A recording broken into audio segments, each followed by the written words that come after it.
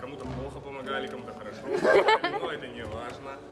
Hammaga salom. Bugun sizlarga mani eng unutilmas kunimdan bittasini ko'rsatib bermoqchiman. Tak, mana bugun ertalabdan o'qishim bor edi, shuning uchun shunaqa chiroyligina bo'lib olib o'qishga ketdim.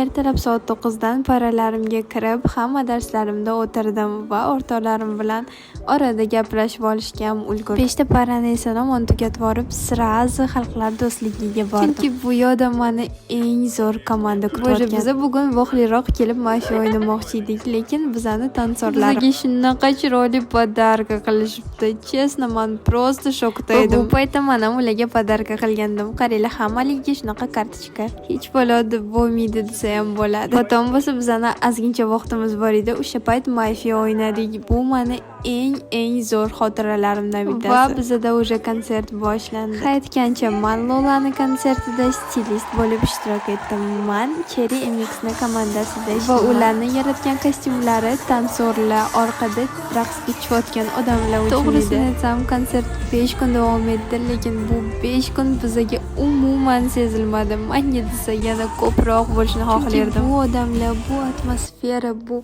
как будто бы boshqa olamga tushib qolgan. Umrimdagi eng unutilmas kunlarim shu.